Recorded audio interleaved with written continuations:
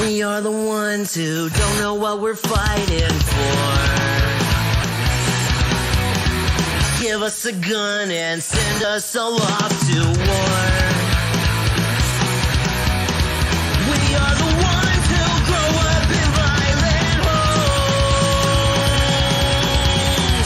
We are the ones who don't know what's right or wrong. I know.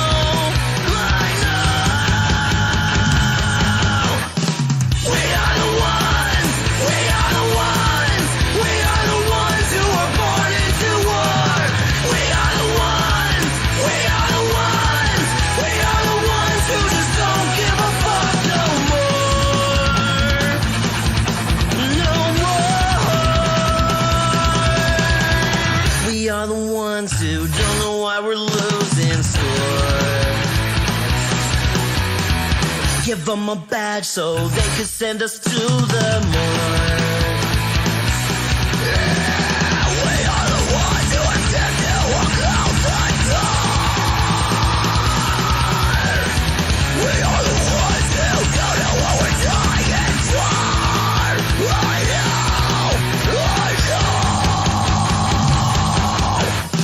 We are the ones. We are the ones. We are the ones who were born into war. We are the ones. We are the ones.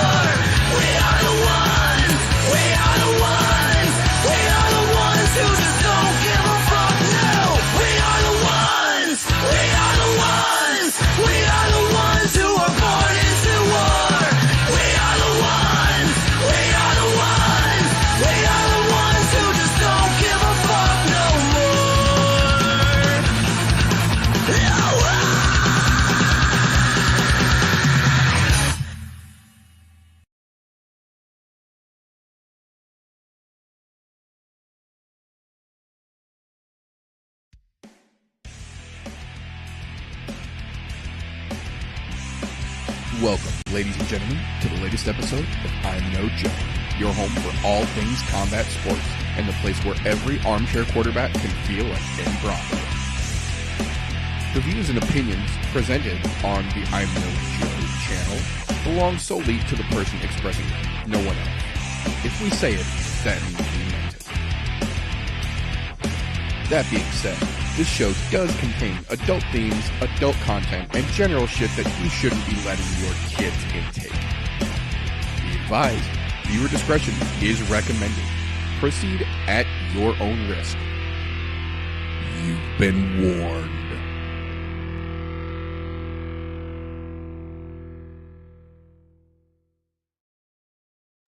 I wanna be the very best. Like no one ever was. Welcome, ladies and gentlemen, boys and girls, children of appropriate ages, to another fucked up camera edition of the ImNoBookie podcast, the show where every armchair quarterback can skits his camera out and feel like Eddie Bravo. Today, like most days, I have got a glorious panel here with me to break down, get into the shit talking and shenanigan and all of the fun things in the world of punchy kicky that has come down the pipeline since we saw you wonderful folks last. Obviously, first and foremost, if you or anyone in the room with you while watching the video version of this podcast is epileptic or has sensitivity to flashing lights, please be warned, my camera is freaking the fuck out once again, despite it working perfectly fine all of TJ's show last night with no issues. Yay me, because that's how luck goes sometimes. But forward we push regardless. So before we get into all these shit talking and shenaniganry that we have got to look forward to in the line of this weekend's UFC 283, how the fuck are you gentlemen doing this evening? Absolutely fan-fucking-tastic. Not bad. Good to be back in the chair. Yeah. Doing pretty fucking good myself. I mean, shit, we got good fights this weekend. Mm-hmm. I got some good news myself. We'll talk about later. Fucking excited.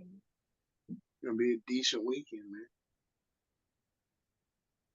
So, obviously my camera is freaking the fuck out, hence I put the TV frame on it, so at least it'll be somewhat entertaining for you this evening, but we are going to push on regardless. So that being said, we are going to start this the way we like to start things around here, with some news and recent events. Excuse me. First thing we're going to talk about real quick here, just briefly, because we are not doing recap shows, at least not for season 8. We're trying out a new thing. Instead of doing the What Did I Say show on Sunday nights, we are reacting in real time on YouTube Shorts here on the ImNoBookie channel. If you click over on the Shorts tab, you can see our videos get uploaded in real time when crazy shit happens during the fight. We're just going to give you a live, in that moment, reaction to it instead of doing a whole Sunday show. So we do have a couple up from last weekend's Insanity. I encourage you to go check that out. But one thing we didn't get to talk about, because we didn't do a recap show, was that the Sijira Eubanks versus Priscilla Cachoeira fight was officially called off Friday morning because of quote-unquote weight management issues. It'd be easier if you could see me, but my camera's freaking out, so I said the quotes. That being said, literally one of the things that I coached the Clown Puncher about last week when he was asking about shitty fights was, keep an eye out for Eubanks. She's got a hard time making weight and, towing the fucking line when it counts, and go fucking figure. Guess what happened the next fucking morning? So I wish I could say I feel bad for her, but I don't really feel bad for either one of those ladies in that situation. So fuck them both. We'll move on. The biggest news, I think, of last weekend, kind of a combination, what the fuck, oh shit, oh damn, it broke the internet, kind of all at once thing happened. We got a dump truck backed up all at once via, I don't even know the best way to describe it. I think the most accurate way to describe it is the internet was broken last weekend because of an intern that worked at T-Mobile Arena. Someone who was privy to information they were not privy to release yet put the promo poster on the outgoing LED billboard of the T-Mobile Arena last weekend for UFC 285 March 4th, headlined by none other than John Jones versus Cyril Gane for the heavyweight title of the UFC. We subsequently got confirmation directly from Dana White himself. Francis Ngannou has been released from the UFC, match period waived. He is 100% a free agent as of right now and can sign anywhere or do anything he wants to. That being said, John Jones versus Cyril Gane is headlining UFC 285 March 4th at the T-Mobile Arena for the now vacant heavyweight belt of the UFC. You know, Cyril Gane couldn't have happened to a nicer person. Right. I very much agree. I still remember whenever we were watching the fights last weekend, on Saturday, and then I'm just scrolling around on Instagram. I see Bilal Muhammad post that little picture. I send it to the group chat, and then we all start going crazy. You looked up some of those news sources talking about it. Yeah. I'm still kind of reeling about it. I think the crazier thing is Francis was released. Yeah. But I'm not super familiar with this. I'm not super familiar with this. It's overshadowed because we are fight fans, and it's like as soon as I heard about this fight, like Cyril versus John, I was more excited. I'm more excited for I don't know why, really, because like I feel like Francis had the knockout power. Cyril doesn't necessarily have, but Cyril is such an athlete. He's so technical. This is going to be an unbelievable fight if John's anything like he was a few years ago, or better, right? Because he was getting a little lazy with it before he took this time to try to move up. I'm excited. Yeah, and this is supposed to be the quote-unquote heavyweight debut of John Jones. That's literally been 3 years in the making, and he returns now for an immediate title shot at the belt. I mean, I hate John Jones as a person, but I'm excited for his return. I'm excited for this fight. I don't know. I mean, John Jones really hasn't excited me in a while. 5-6 years now. Yeah. But if he beats Cyril Gane, wins the heavyweight championship, and then if they make him fight Stipe after the fact, he beats Stipe, yeah, I'd be impressed. All right. I just kind of want to see Cyril Gane go full Bane.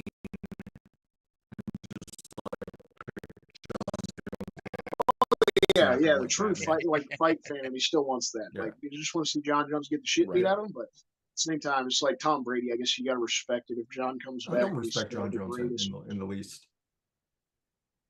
In the least. Yeah, as a human being,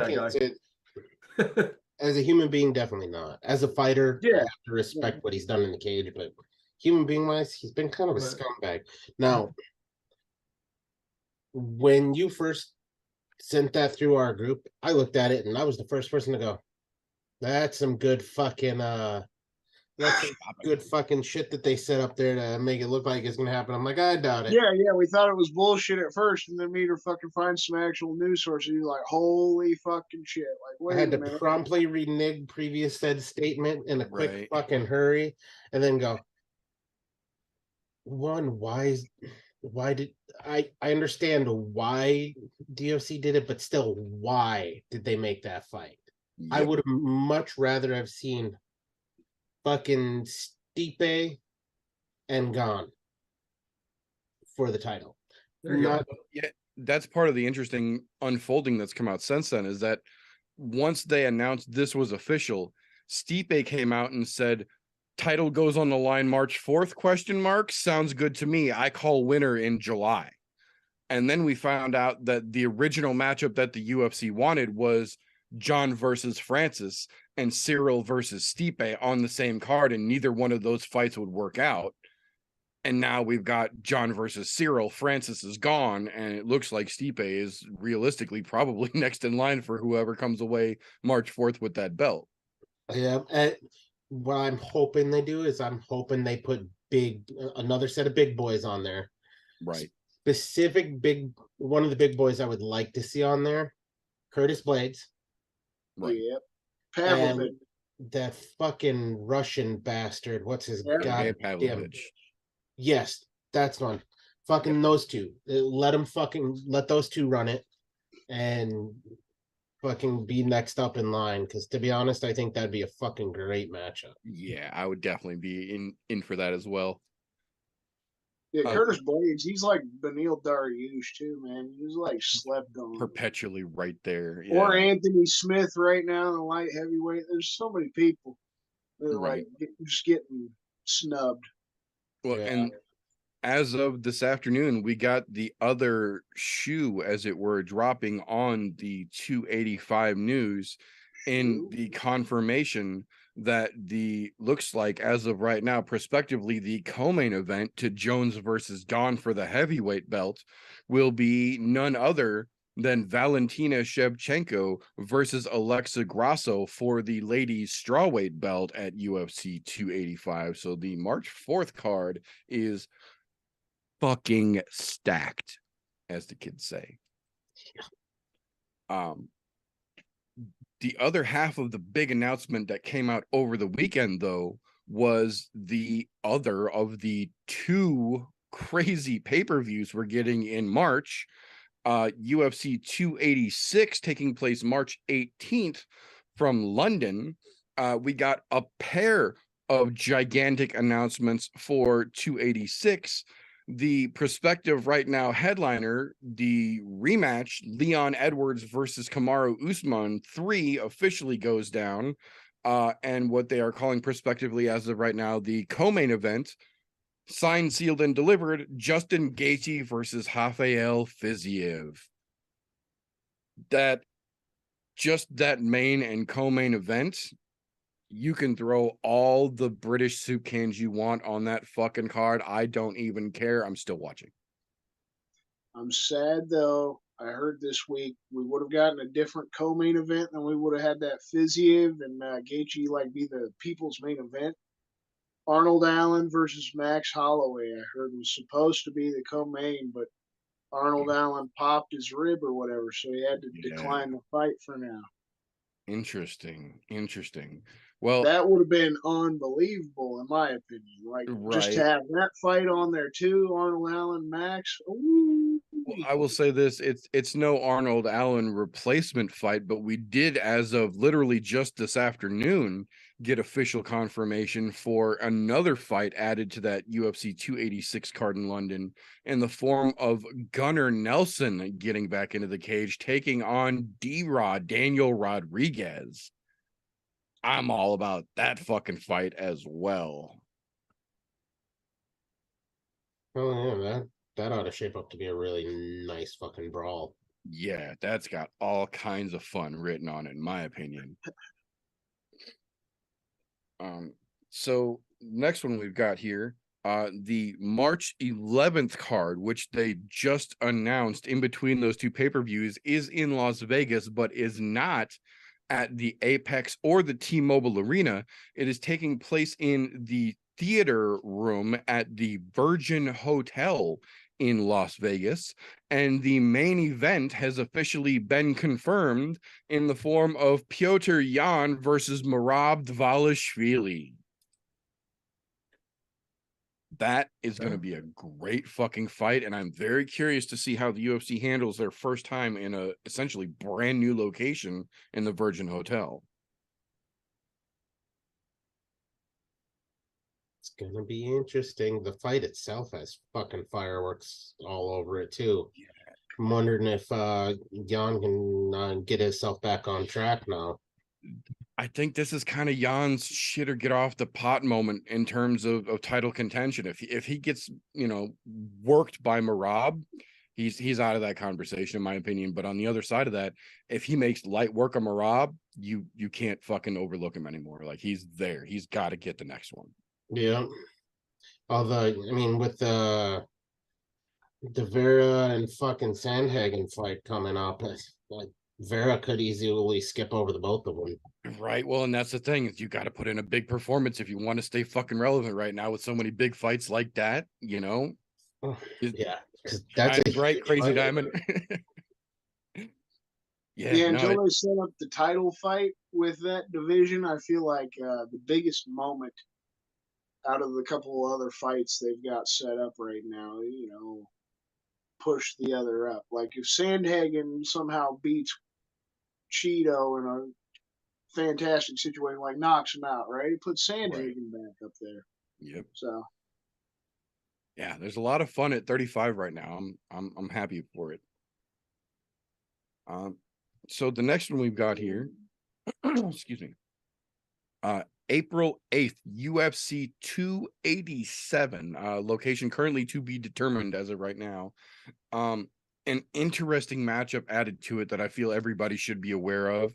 The return of the karate hottie Michelle Waterson Gomez versus Luana Pinheiro. Very, very interesting matchup. Another one that kind of feels like, realistically, with as long as she's been on the shelf and as many almost as we've had, this might be Waterson Gomez's last big hurrah attempt, because Pinheiro is not really much of a name for anybody to recognize, and they generally don't throw their bigger names like the karate hottie at nobodies for very long. I don't know. No, that's usually that tall tale sign that you're on the fucking fairway 18 walking towards the green. Yeah, the ice underneath you is getting real fucking thin. The weather's pretty fucking warm. Yeah, and with such a sport as Michelle Waterson's been over the years, I mean, to just might be, hey, here's a couple fun ones for you, and then when you're ready, just because I don't see her getting back in title contention or anything. No. She's just a name at this point. Yeah, and, So. and it, with them throwing somebody like Pinheiro at her, that name value is starting to lose a little bit of that ring, I feel like. Still So one of the it's best nicknames ever. Fuck yeah, absolutely. And one of the best fucking weigh-in fucking face-offs ever as well. So, you know, you can't be mad at that fucking karate hottie and Paige dance off at the fucking weigh-ins, man. That's iconic unto itself. But you know, it is a fight game. So in order to get to do the fun shit at the weigh-offs, you also have to be able to then fight. And that's the part where Waterson Gomez seems to unfortunately be starting to struggle a little bit. So we'll definitely have to keep an eye on that and see how things play out as we get a little closer to April. I'd say, how old is Michelle Waterson at this point? I want to say she's 38 or 39. She's approaching 40. I was gonna say she's got to be closing in on the hill. Yeah, she's approaching pretty fucking quickly. How the fuck old is she? I know she started young and she's been around for quite a while. So Forever, yeah. But God damn it, why can't I not remember her fucking age? that's what Google's for. She's 36. 36? Yeah. Man. Google foo, thank God. For a lady fighter. Started at like that's 16. That's pretty damn old for a lady fighter. Yeah, she's literally been doing it for like 20 fucking years now. So yeah, we're getting about to that point, sadly. I don't know. We'll have to watch. It's all right. They all got to go sometime, you know. Like we always say, would rather see them leave with their faculties still intact, rather than fucking going out on a stretcher or with the goddamn shakes. No shit. Yep. So moving along from there, we got an interesting announcement confirmed just this afternoon for the following week, the April 15th card. Again, location to be determined as of right now. But the fight, it's a good one, boys and girls. Billy Quarantillo, not Quarantillo. He corrected everyone. It is pronounced phonetically Quarantillo. Got his wish. The UFC did something they rarely ever do, and they actually gave him exactly what the fuck he asked for. And they made the fight with Edson Barboza for April 15th. That's going to be a fucking great matchup. Yeah. Yeah, I'm excited for that because, I mean, Barboza brings out the best in anybody he fights. Yes. So it's going to be a good one. Yeah. I'm stoked for that one. That one's going to be fucking great. Next one here, the following week, April 22nd, again, surprise, surprise, location to be determined as of right now. A very interesting fight over on the ladies' side of the house. Carol Hossa is officially moving up to featherweight to take on Norma Dumont at 145 pounds. That, I believe, makes 7 women once again in the featherweight division. They almost have enough to make rankings.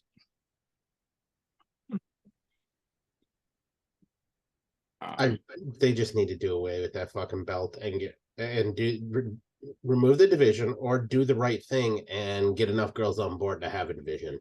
Right. And especially in this situation, because Carol Host is not she's not moving up because she's run out of fights at 35 by any stretch.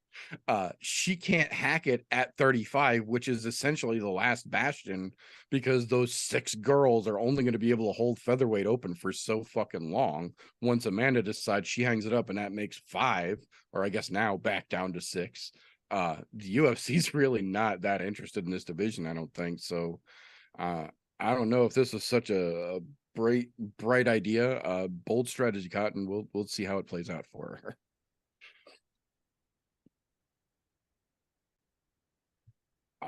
Next interesting one I've got here, May 12th, Bellator returns to Paris, and boy, have they got a neat one to headline that fucking card, in my opinion.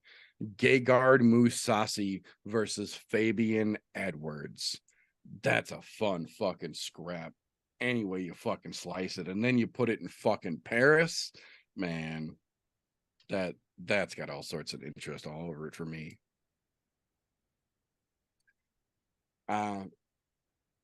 Pair of announcements, I guess it's a trio of announcements, started last week and officially capped off this afternoon. Firstly, Jeff Molina has officially been suspended and barred from any promotional events from the UFC until the completion of the James Krause investigation for, and I quote, being linked in some substantial way, end quote, to the entire James Krause situation. That comes paired with the announcement this afternoon that the UFC has officially partnered with the company US Integrity, the ones that originally found the issue with the James Krause betting situation and brought those flags up to everyone's attention. They are officially partnering with the UFC to monitor going forward the new changes to the code of conduct the UFC updated today, including any one third-party connectable to any employee of the UFC in any way, shape, or form. They are getting 6 degrees of Kevin Bacon serious about this. You cannot in any way be connected to anyone, which is the way it should have always fucking been. If you play in a fucking sport, you shouldn't be able to bet on that sport, period. Not in any connection to it. NFL guys, have fun betting on UFC. UFC guys, have fun betting on NFL. NFL guys don't bet on NFL. UFC guys shouldn't bet on UFC. That's just how it should be fucking done. Hopefully this will help start us in that direction. I think at this point, most professional sports, you cannot wager on professional sports, period. Right. Yeah, I'm, and I'm relatively sure that's the case in the majority of leagues out there. For most of them, yeah. If I'm not mistaken with what the UFC put out, they're now not allowed to wager on any professional sport as well. To include baseball, football, fucking okay, so water polo, whatever the fuck. Any professional sports betting, I believe, is how they said it. Yeah. I mean, ask Michael Jordan why he took 2 years off. Right. Yeah. Ask Pete Rose why he's not in the fucking Hall of Fame. Yeah. You know, yeah. We can go deep on that shit, but if you're gonna set rules, stand fucking by them. So hopefully if you got a gambling problem, get the fuck out of MMA. Exactly. So hopefully this sees some continuity. Or just go play fucking blackjack. Yeah, hopefully this sees some continuity to that code of conduct upgrades and enforcement, but we'll see how that enforcement actually shakes loose. But the third part of this trilogy of announcements to the James Krause situation, once the UFC officially announced it was partnering with US Integrity and it had officially announced the changes to its code of conduct, the Ontario Athletic Commission officially re-allowed all sports betting involving the UFC. They have officially pulled all of their bans. Alberta has limited bans in place. Ontario has pulled all of their bans. It looks to be like Alberta will probably pull the rest of theirs now that Ontario is full back on board. But they said specifically this is directly in regards to and in reaction to the changes made to the code of conduct by the UFC and them partnering with US Integrity to going forward be monitoring sports betting specifically in regards to the UFC's action to try and keep a James Krause potential alleged situation from ever happening again. I don't like that it had to get this fucking far, but I'm happy to see this one isn't getting swept underneath the fucking rug. Unfortunately, that brings me to the last piece of news that I've got this evening, in confirmation of things are getting swept under the fucking rug.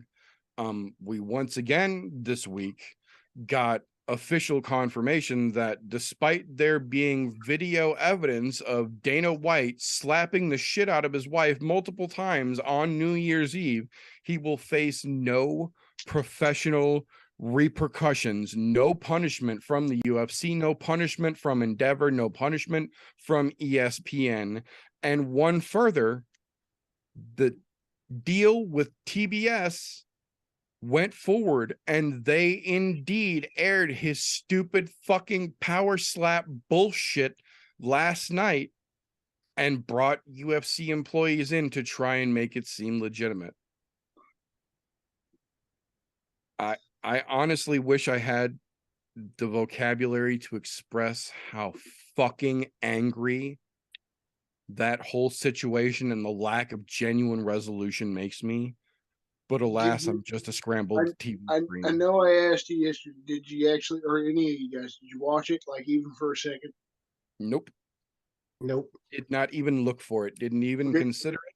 I was watching Street Outlaws with my wife, and then I played some Jedi Fallen Order last night. Yeah, we were watching some streams and shit on the one TV. So on my second TV, I had it on, right? So we took. I didn't have the volume on even, right? So this is how little of a damn I gave about it. But just watching it and seeing it, it looks gross. It looks disgusting. It's just like some ghetto Florida TikTok-y video kind of aspect. Like if you want to see a knockout, cool, but there's no fighting aspect. I think the grossest part of it to me, as a trying to set it Missourian, up like the Ultimate Fighter. Well, as a Missourian, the original slap fight championships, where they got the two quote unquote coaches from, is a Missouri-based promotion and took place for a bunch of their matches not far down the road from me, with a giant Confederate flag openly hanging on the fucking wall. If that gives you any kind of indication what type of organization they have stolen their fucking model representatives from. But this is quite literally, I think they said on one of the podcasts I was listening to earlier today, a third of the quote unquote roster for the Power Slap League is literally directly taken from the Slap Fight League because they didn't have any long-term contracts in place with those guys. And Dana White, if nothing else, is a litigious cunt and knows how to lock fighters down. Seems like that's kind of exactly what he did with a chunk of the Slap Fight Championship League roster, and now has them wearing slap or power slap bullshit. So as if Dana's situation couldn't get ridiculous enough, the UFC's bullshit is now literally getting drugged into this power slap nonsense as well. So fuck my entire life. I wish you could see how hard my head is resting firmly in the palm of my fucking hand, but my camera, alas, is just a squiggly cartoon. Have you tried turning it off and back on again? Twice before the show, but yeah. Have you reset your camera, sir? Yep. No, have you tried a different USB port, sir? Yep. No, sir, we did a whole. Sir, listen to me, sir. Listen to me. I need to speak to the manager afresh. Go ahead, film me. I'm filming too, asshole. I am the manager. Right. No, the best part is that we did a whole hour-ish, hour and a half almost show last night on Golf Tee's channel. Not one fucking issue, using the literal exact same setup on the exact same computer. Haven't even restarted the fucking thing since we went live last night. Nothing has changed, and here we are once again. So, but fun time. You know what it was? Is you jinxed it. You said, "Yep." After that long test I did over the weekend, everything seems to be working great. Yeah, and it did for one stream. I just fucked up and used that one stream before now. Used the wrong fucking time. Right. But that being said, that's what I've got for news and recent events for this week. Do you gentlemen have anything interesting that I might have missed? I got a couple little tidbits. One interesting. Mhm. Paddy Pimblett won't be fighting for a while. I heard he's going to need ankle surgery. For whatever reason, he apparently is pushing it back till March, too. Yeah, I saw that. He's announced this week that he's going to get surgery in the first week of March. That Yeah, he could do literally it keeps right him from now, possible. and then he could fight. He probably still wouldn't be able to fight on that London card, but he could fight sooner. He don't care, it seems like, which is like, it's good because we know whoever they match him up against will probably get his ass beat, and it'll be a good time. Well, But we won't have to hear from him for a while. if he So gets his surgery right before they go to London this time, that just ensures that he's going to be ready when they come back to London in the fall. That's what I'm thinking he's got planned. Is they probably have something in the works where they're going, well, we're going to need a main event back in London. So Yep. Yeah, and this will give him a chance to have surgery and then blow up to Paddy the Fatty again. And then once he starts physical therapy for the fucking surgery and the new ankle, then he'll slim back down and get back into shape just in time for him to have a cut-ass physique for them to come back to London for like UFC 289 or whatever the fuck it's going to be. you know, that's September. Right. That's that one thing as much as I did enjoy him at the start of coming in the UFC, there's been some things since then where it just fucking, I can't wrap my head around it. And especially this last win should not have been a win. Clear as Right. day, everybody and their fucking brother saw that. But the only thing that I can say I honestly feel bad for him is he's openly fucking admitting to having a fucking eating disorder, which Yeah. that's 99% of his problem.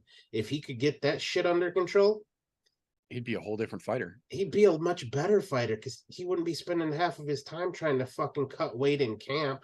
Yeah. And you wonder, those guys that do those big balloon ups and then drop a lot to make weight, those are the ones you generally see with the most fucking injuries. Because when you're training, I'm using this term loosely, but and little air quotes for people watching, fucking when you train fat, you're more prone to fucking injuries than you are when you're training healthily. Absolutely. Yeah. I mean, back in my wrestling days, I mean, like you always stayed relatively close. You didn't blow up during the week. You stayed relatively close, and you always concentrated on keeping your body healthy during that time. Like, you don't blow up 20 pounds over your weight and then try and drop it. You have 1 week to cut weight down to X, and you're just destroying your body. Well, Paddy posted a video work that you put in. So I mean, it's a double-edged sword. I mean, it's healthier to be up at a little bit higher weight, long term. But all those cuts, it just destroys you, and it destroys your body. So, right. If you're somebody that can, turn around, hey, I'm Paul Felder, I can turn around and take a fight tomorrow and make weight. You're in a lot better shape. Mr. Triathlete. Yeah, no. Yeah. At one point, I don't remember if it was after the last weigh-in or the one prior, but one of the last two weigh-ins Paddy did, he posted a fucking video like after the fight was said and done and he had gone home. He was like 217 pounds. He legitimately was almost 220 fucking pounds and somehow makes it to 155 fucking pounds to weigh in. Like, I get that you can do that, but that's a Jeff Goldblum moment. Like, just because you can doesn't mean you should. Yeah. Fuck, man. Exactly right. Like, a 70-pound fucking weight cut is a bit much for any fucking weight class, in my opinion. Yeah. But I mean, even a 10-pound weight cut is it's a ridiculous thing. Right. Well, and that's why I love Cheeto going on the fucking Bisping podcast and saying, you know, I cut 15 pounds and I feel like that's a lot. But guys that cut 20, 25 pounds, I just feel like that's flat out cheating. I agree completely. Yeah.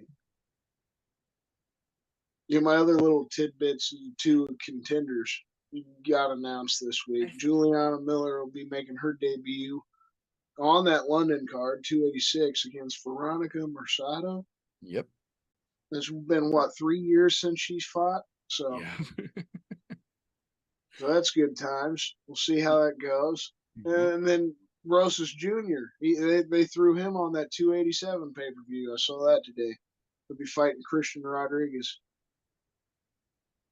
Yeah, they're in no hurry to give that kid any kind of fucking legitimate talent. Clearly ready to throw in another can. So I'm not gonna lie, I hope Rodriguez beats the brakes off of him. I do too. I'm on team fuck that kid until he makes me prove otherwise.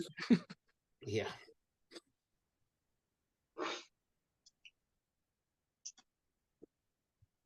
You got anything over there, TJ? Not that I can think of offhand that's important enough to talk about. All right.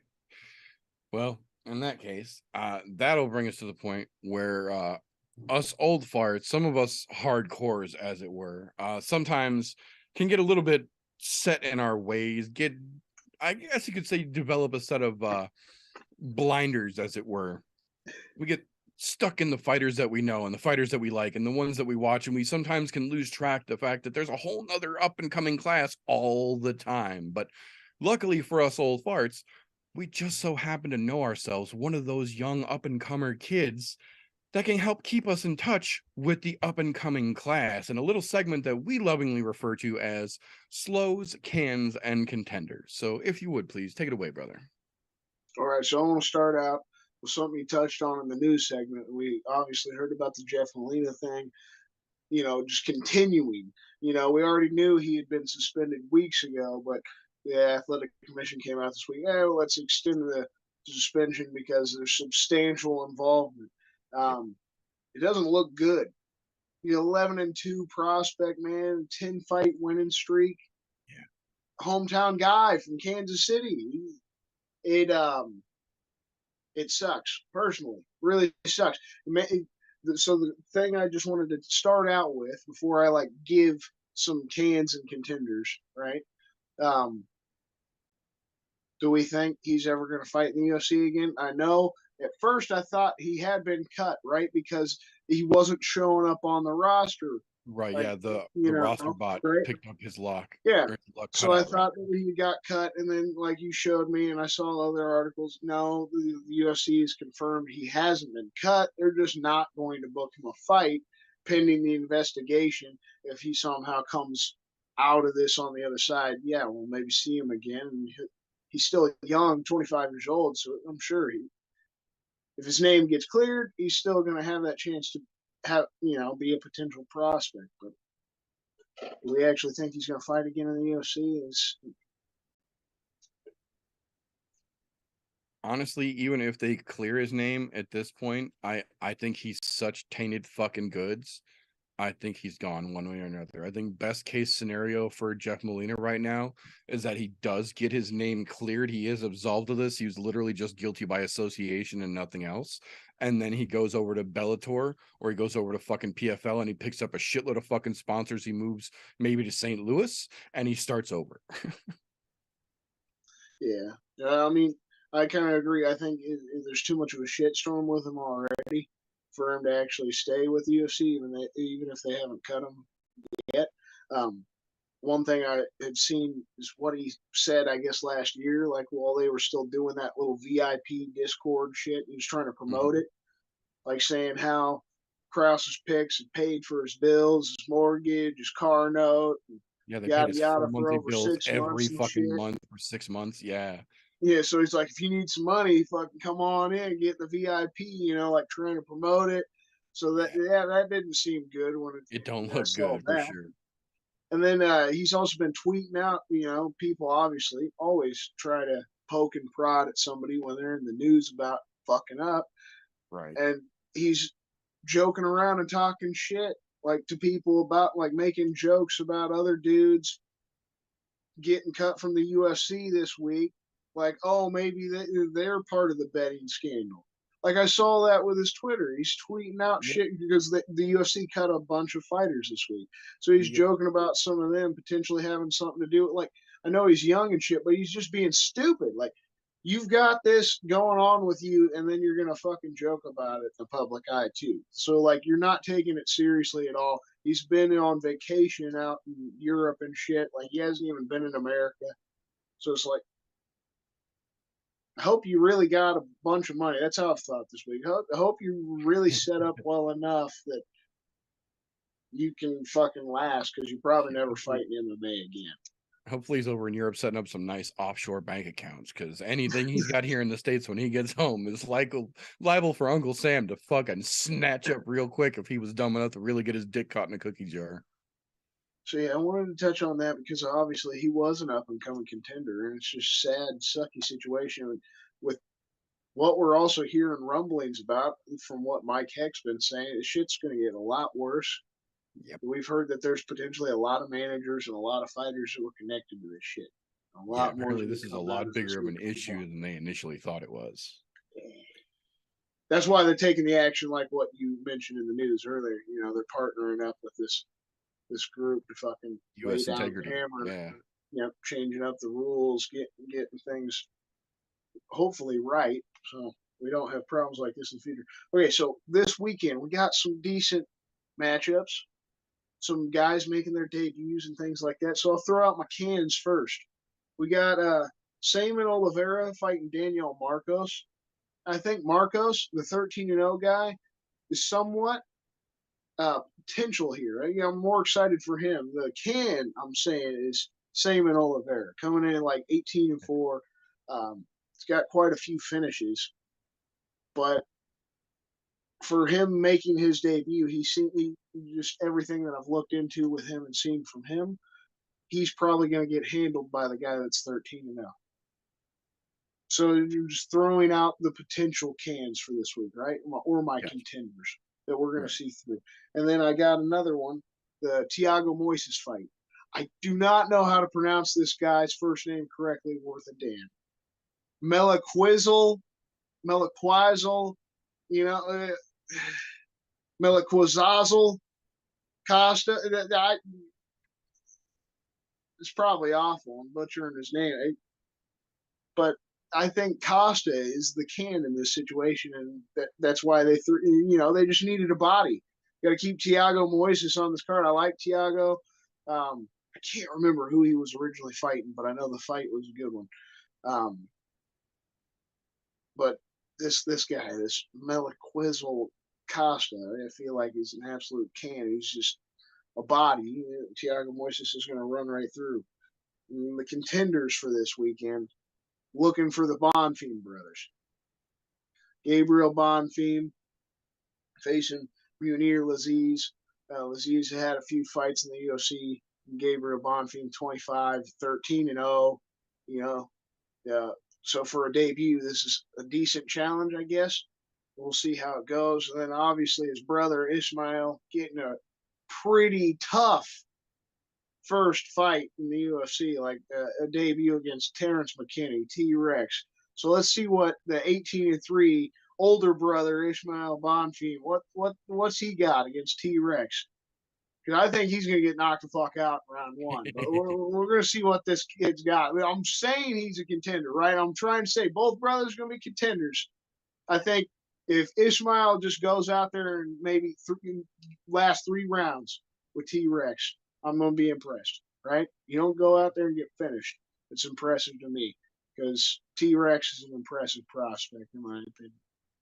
And then the one I'm the most excited about making his debut, Luan Larceta. I'm excited for this kid. He's 12-1. I know he's 30 years old, so he's not as young as I'd like him to be for the sense of a prospect or a contender. But his 10 submissions out of the 12 wins. Won his past 6 fights before the 3rd round. So the last 6 fights haven't made it to the 3rd round. On a 10-fight winning streak. You always like those big winning streaks. So we'll see. Cody Stamann. kind of that back and forth guy. Well, I know a lot of people are on Cody Stamen this weekend, but I think Luan Merced is, decent prospect and maybe going to show something. I mean, that's all I really got. Melchizedek. Melchizedek? That's one of the reasons I love the UFC so much. The names are fucking spectacular. So, I mean, just out of those, you guys agree, disagree? What do you think? You excited to see the Bonfim brothers, Lacerdo? I think you're right on the money. I think if he survives 3 rounds with T-Rex, it will be a statement. Because if you've been watching McKinney's social media, T-Rex never really slouches. He never really takes a lot of time off. And he's been hitting it hard and fucking heavy lately. And he looks really fucking good. So if he lasts the whole 3 rounds, I think that's kind of a statement to make. But I kind of anticipate T-Rex doing work on his ass. I really do. I mean, T-Rex, if you make it out of the first round with him, you got a fighter's chance at that point. Yeah. So.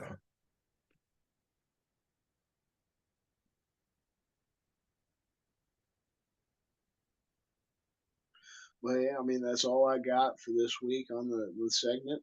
Just finish it off. A little bit of upside news on my end. I'll be making my Miami debut more likely than not, May 6th. As long as everything goes to plan, I stay healthy, keep working. We're getting that debut, Knuckled Up Promotions. It's not one of the bigger promotions, obviously, here in Missouri. You got Shamrock, you got FAC, you got, Synergy, even. There's tons of promotions here in Missouri at this point. But Knuckled Up it'll be a main event. They're doing like a super fight. That's what they call it. They're super fight events where they do pro and amateur kickboxing, Muay Thai, and MMA.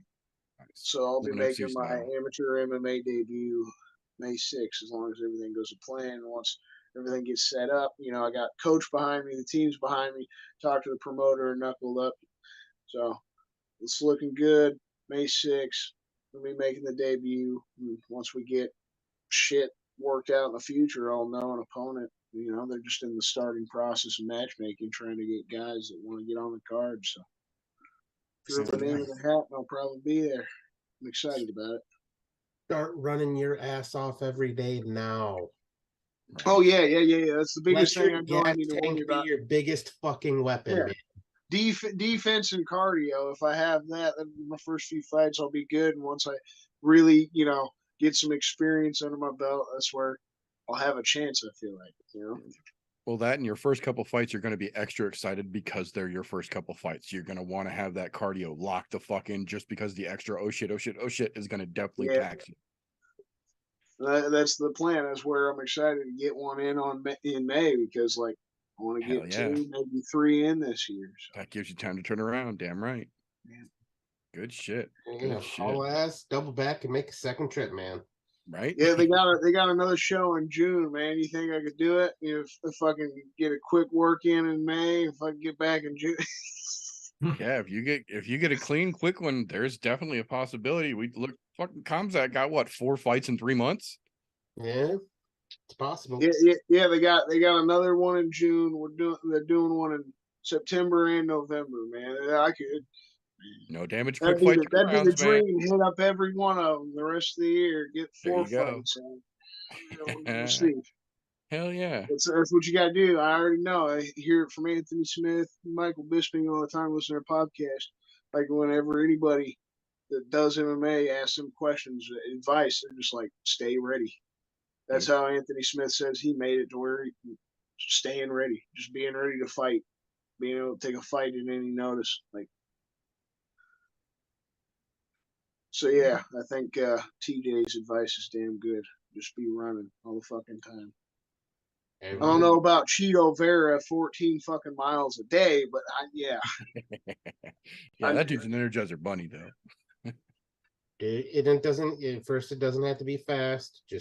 Just try to run as far as you fucking can. If you gotta walk a little bit during the run, walk. But just run as much as you fucking can. Eventually you'll get there. do fucking alternating wind I mean, sprints in and high fucking school, I did I a was gonna say mile in that's- less than 10 minutes. You know, I was athletic, played basketball, baseball, football. I was like an athlete through every season and shit. It just, once came time, I didn't want to do the college thing. Like it was just about fun for me as a kid. Now that I've grown up, I actually want to compete a little bit. So I know the work is where I'm going to get the success because I'm not a kid no more. It's another grown ass man that'll be on the other side. And Right. it's not football either. This is you're gonna be wanting to hurt my soul. Right. Yeah, that's you're there's a grown ass man standing between you and a paycheck, and he's looking at you the same damn way. So yeah, but either way, we've talked about it quite a bit. I think if they can get you on that make card, I think there's a damn good chance you get at least 1 or 2 more fights this year. That's the plan. That's the plan. But hell yeah, good shit, man. Good to hear. Good to hear. So, with that being said, that'll bring us to the next segment here that requires its own individual disclaimer. Tapology.com, first and foremost, does not sponsor or endorse in any way, shape, or form the I'm No Joe podcast. Yet. They do, however, offer a free service where you can make an account and make your picks on fights just like we do here on the show and compete against other people on the website. They can even allow you to make groups on that website, and we've done just such a thing in a group called ImNoBookie, all one word, or Group 965, however you need to find it. It is an open to the public group. You are absolutely more than welcome to join the group and make your picks head-to-head right with all of us from the show. And then during the people's co-main event and the co-main event and main event, the fun chunk, as it were, of the UFC broadcast cards, right here on this channel, I run a little real-time updating live stream with those Tapology picks for those of us in the group, so you can see how they play out in real time. That being said, that brings us to a little segment where we bring all the goodness from that Tapology group to play in a segment we call Tapology with TJ. All right. So, let me kick this off going right into last week. First and foremost, everybody did fairly well. And I say fairly well as everybody that's in our group that we talk about here all picked over 500. That doesn't happen every week. So that wasn't bad. And another notable point, the difference between first place and last place was 2 correct picks. Now, I'm not calculating all the decisions and rest that into it. I'm just saying correct picks overall. So Right. as a whole, did great this fucking week as the group is concerned. But top honors go this week to the brother Slow Baked over there, Christian, coming in at 500 points. There was no one in a close second here. Unfortunately, that's just the way it worked out this week. Yeah, So that brings us into that next wonderful thing. The trip over your dick award goes to this fucking guy. 6 correct picks this week and didn't even break 400 points. So it was a rough week. She started out strong, went to shit. But Honorable mention. Who didn't even get their dick out of their pants, left it at the fucking door, left it in the fucking next room, 4 houses that they moved away from. Fucking ringleader over here himself, the fucking meter, didn't even get his fucking picks locked in. So Yep. You got that. I'm just saying, it's there. Yeah, they'll be locked in this week, but yeah, I sure as fuck missed them way till fucking too late and realized when the Yeah. fights were live, I was like, oh shit. Yep. Totally missed the fucking boat on that one. Yeah. Yeah. She was a rough go this week though. So I don't think you missed much. Yeah, no, can't trip over your dick if you don't take it out. That's right. Can't get herpes unless you're going into the bedroom. That's right. With that being said there, that gives everybody time. We've still got a couple of days to get your picks in.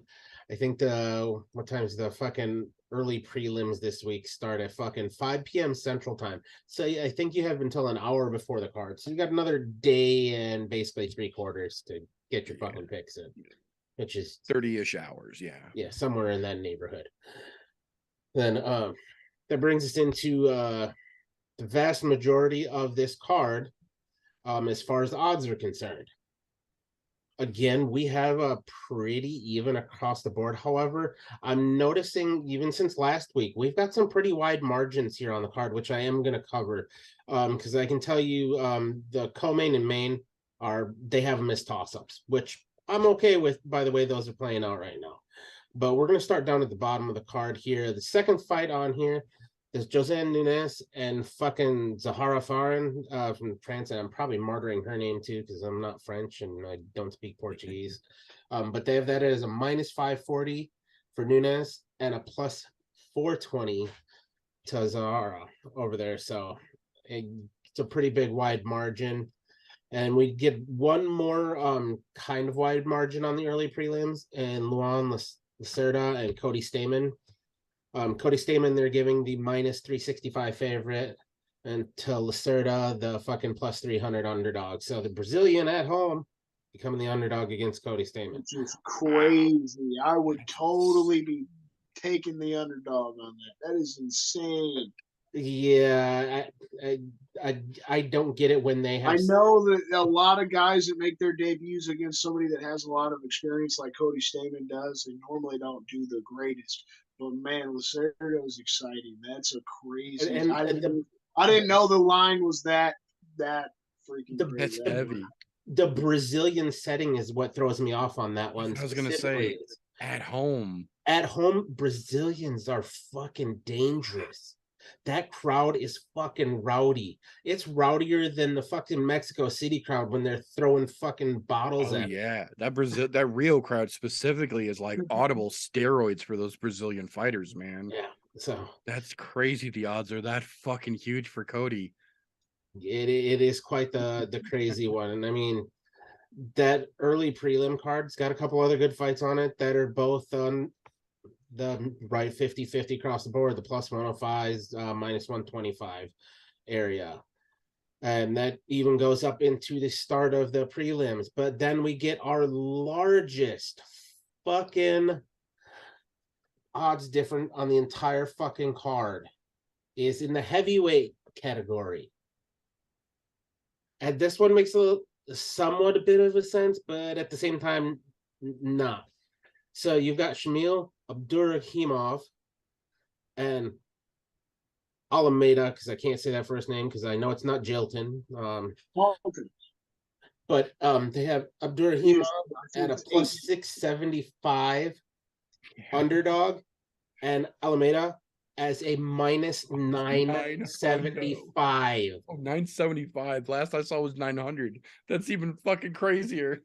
Yeah, me and Vince always do our little dog picks on our fucking cast every week, and he says he wants to take Shamil as his dog pick. I wanted to slap him today. Dude, I don't think that's necessarily a bad call.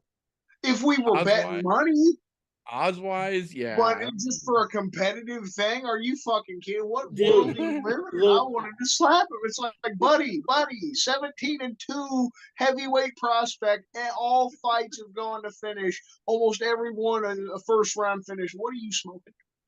41-year-old Shamil Abdurakhimov is gonna beat Hilton Almeida. I want to see it. But Vinny's smoking something I want to smoke. I don't think he's smoking anything because there's a strong possibility that all of that cage time that he has will hold up just fine because he's going to know how to handle himself. And he's a fucking Russian, for Christ's sakes. Dude, maybe that's why Vinny's fucking going. those Russians are built differently. Don't get me wrong, sort of the fucking Brazilians, but there's something about those fucking Russians lately that are just killing it. And that brings us up into these next couple that are pretty close. So I'm going to mention them both together. First, you got the Thiago Moises and the Melcazel Costa. I'm probably martyring his fucking name. But we got Moises at a minus 365 and a plus 300. And then that goes right up into Costa's being that underdog here. That goes up to our next fight, which is pretty goddamn close in those same kind of far off odds. You got Gregory Robocop Rodriguez, aka Buff Obama, and Bruno Ferreira, Buff Obama, of course, the minus 305 favorite, and for Hera, the plus 255 underdog. Look, if you can't take that guy out when his face is basically falling off, you're not taking out Buff Obama. I think they might have the odds a little wrong here. They probably could have gave him a little more headway there. That's all I'm saying. Then even going into the premier prelim, the Mauricio's last fight on his contract here and retirement fight, they have him as a plus 175 underdog to Portier out of the fucking Ukraine, which is odd. He's in fucking Brazil. I understand he's at the end of his rope. And it's a pretty 50-50, but you got to give the man a little more credit at home. I think he's going to feed off the crowd. I think we're going to see who will possibly get the win on his way out. So that's a hell of another good one to look forward to. And moving into the main card, starting off basically a 50-50 coin flip. They've got it. Paul Craig is the underdog. Johnny Walker is the fucking slight favorite. Here's another one of our largest gaps on the card here. Actually, the next two are pretty close as far as large gaps are concerned. Lauren Murphy and Jessica Andrade. Lauren Murphy, they have as a plus 390 underdog, and Andrade as a minus 490 favorite. Makes complete sense to me. Andrade is a fucking wrecking ball as long as she makes weight. But from what we've seen in the fucking lead ups there, she looks like she might be on point this week, so you won't have to worry about that much. Then that brings us right into the next one here. Gilbert Burns and Neil Magny. Talk about a fucking, this could be a banger of a fight here. Gilbert Burns, definitely a dog. They've got him as the minus 460 favorite and Neil Magny as the plus 370 underdog. I don't know that I fully agree with that wide of a spread, as Neil Magny's pretty lengthy, and as long as he uses his length, he might be all right, but lately he's kind of fallen off. And then, like I said earlier, the co-main and the main, basically coin flips. They got Figueiredo as the underdog slightly, Moreno as a slight favorite. They've got Jamal Hill as a slight favorite, and Teixeira as a slight underdog. So there's your odds. Keep an eye on those really wide ones, though. Like they said, there's a couple of them that might be worth betting on there. So yeah, some of those are fucking crazy, man. Some of those are way crazy. And if you got a couple of spare dollars and legal sports betting in your area, you might be inclined to toss a few pennies at some of those. Yeah, I'm just saying, from a betting aspect, I'm taking Abdurrahim off all fucking day. Yeah, just the odds alone, not even the matchups, just the odds wise on some of those are fucking crazy. Yeah, and sometimes I don't think that those guys really look too far into some of these fighters, because some of them are way more impressive than what you would think. Oh yeah, absolutely. Some of them are a lot better than what their current UFC record represents. Yep, and that's the thing, is some of them are a lot fucking better. Unfortunately, some of those guys run into fucking train wrecks or get their train wrecked and end up in a shit spot. Yeah, right. Yeah, no shit. Well, thank you very much for that, sir. That, for those of you who are fans of the show, will bring us to a moment in time where the hee-hee-ha-ha fun kind of flies a little bit out the window here. If you're watching the video portion of the show, you will know by the absolutely terrifying gif that is rolled across the screen that this is the point in the show where things get a little bit more competitive and a little segment that we like to refer to as the pit. So this is where we turn our fun back and forth normal show into a little bit more of a competitive edge. And tonight we have a highly requested rematch going down, an exhibition rerun from the initial season 7 Pit Grand Prix intro round. None other than the one, the only, the glorious Fresh 03 versus me. Now, originally, this would have been a whole lot funnier because during the course of the week, I've been posting Razor Ramon Scott Hall gifts, and I've got a whole thing going where I've got a thing going down in the middle of my fucking eyes. I got a toothpick in my fucking mouth, but thanks to my goddamn camera and Zoom not wanting to fucking play nice, but just for this fucking stream, you guys unfortunately just get the crazy flashy gift. But know that I put in the fucking effort, folks. I was here for you guys. Zoom fucked you. All right. Guess that means this is my chance to take over here and run the pit for a change. If you're, but I think both of us like to get credit for an answer. You have to start off every time as, "Hey yo." Like, if we're gonna I do the fucking love it.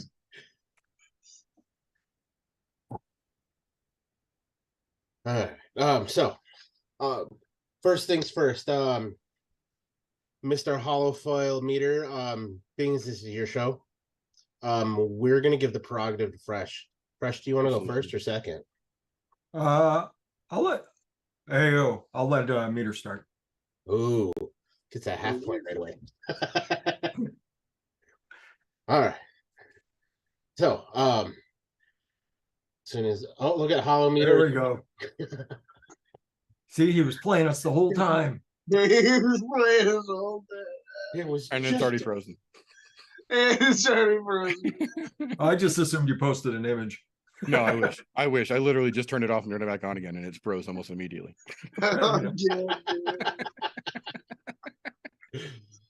All right. So, down into the nitty gritty here. All right. So we're gonna start here. Of all of the fights on this weekend's card, which fight are you gonna drop everything for, no matter what you're in the middle of, to go run and sit down and watch? Ayo. There's only one fight the people need to watch. And that's because there's too many good guys. Nobody gives a fuck about a good guy. You know who people like? The bad guy. You know who the bad guy in this card is? Terrence T-Rex McKinney. Because he's going to T-Rex poor Bonfim's fucking night real bad. I don't think this one goes out of the first round, and I think he celebrates like a fucking champion. All right. I can get behind that. All right, that puts the ball in the other court there, Fresh. When it's time for you to fucking run away from whatever it is you're doing, which fight are you tuning into to make sure that you don't miss and make sure everybody else knows about? Hey yo. The fight, I think the obvious answer, I can't do the whole thing in Scott Hall's voice. I think the obvious one is Figueiredo versus Moreno, the little guy fight. I mean, this is what match number 4, and all the previous 3 have been spectacular. There's always been a running story. This is just somebody's got to come out on top finally, and this might be the last time we see these two fight each other, and it's always a good one. My bonus answer was never mind, it's gone. These two are always just, it's just an all-out war. Just 2 little dudes who just don't fucking stop no matter what else is going on. What Figueiredo had a fucking 106-degree temperature, still made it to the ring, still fought the whole fucking fight, and it's just, it's, these two just don't know how to stop, and they're magic in the ring together. And I don't see any other match on this card that would make me stop whatever I was doing and just, I could be fucking Meter's mom, and this fight would come on, and I'd be like, you're gonna have to wait. You have to wait. You're gonna have to wait. So, I mean, that's all I got. I mean, if you're looking forward to any other fight on this card, I don't know if we've been watching the same sport for all these years. Okay. Christian, you're a fucking judge tonight, man. What do you got? Well, I mean, I really like both answers here, but I'm gonna have to go with Mr. Hall Meter over there. Okay. At least for this first round, Terrence McKinney, I feel like he's absolutely gonna blast through Ishmael Bonfim, but I also think the fight itself could be extremely exciting, like we talked about earlier. If Bonfim can somehow last the 3 rounds with T-Rex, it might wind up being fight of the night potential, one of the most exciting on the entire card. I'll throw out an honorable mention: the ladies' fight, Andrade versus Lauren Murphy. Lauren Murphy's tough as hell. I think that one's going to be exciting too. But yeah, I got to give the first round a meter on that one. I will second the honorable mention there, especially considering that yes, Andrade is fighting at home, but she's fighting at home without her head coach. She's fighting literally with her head coach's mother, her quote unquote grandmother, as her new head coach at home. So there's as much negative as there is positive in that fight for her. So I wouldn't be surprised if Lauren Murphy pulls a fucking shocker out and beats that ass. I'd be surprised if she did. She gets a little gun shy when she gets popped real good. Andrade is really good at popping people really good. Very true. So It'll be interesting to say the least. All right. Well, 2 rounds in 1. All right. this brings us right back over to Fresh here. All right. So, if you were planning on doing something on Saturday and this fight comes on, which fight is it that would just make you drop watching the fights to go do something completely different? Which one is not worth the fucking price of tea? It's overhyped, just not worth the price of admission to sit down and watch. I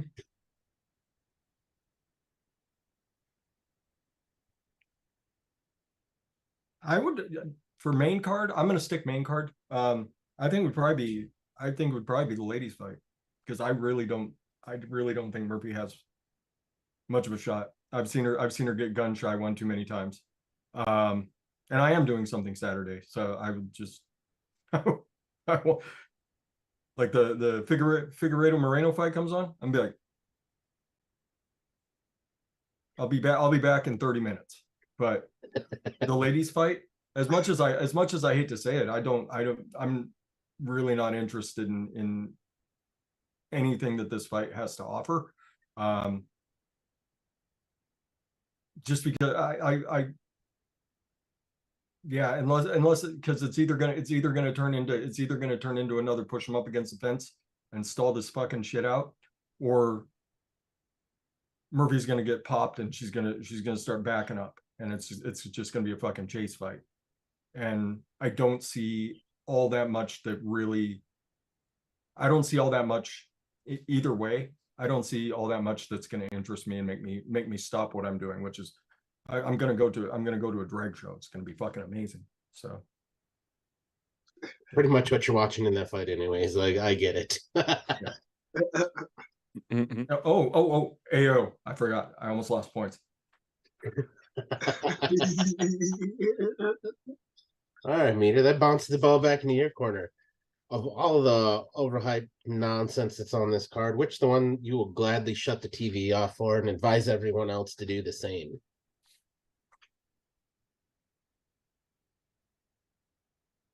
Hey, yo, there's only one fight on this card nobody needs to pay attention to. It's the biggest odds difference for a reason. Let's be real here. Shamil Abrahimov is really just a dollar store version of Ivoy Blagojevich with no chest scar. That big old booty hole's missing, but the chest hair covers it up, so it's hard to tell the difference. But Jailton Almeida is a heavyweight that has been fighting at light heavyweight and slapping bitches around his whole UFC career. He has prepared to come back up and slap around a big Russian. This is not going to be any kind of a problem for him. There's a reason the odds are this huge. Almeida makes it almost not even fun to watch this, in my opinion. I can see that one too. All right, over to our resident keeper of the scores, Christian. What you got? All right. Okay, so this one's a little tough. I don't really agree with either answer here fully, because I love me some Halton Almeida. I think he himself is fun enough that beating the shit out of a 41-year-old Russian is just a good enough time for me. I'm going to have to give it to Fresh on this one. He saved his ass with the AO at the end. And I do kind of feel like if Lauren Murphy has any chance in this fight, it will be kind of that put him up against the fence chase kind of fight won't be as exciting as I would like it to be. I'm just hopeful with Lauren Murphy's durability that fight will give us some excitement.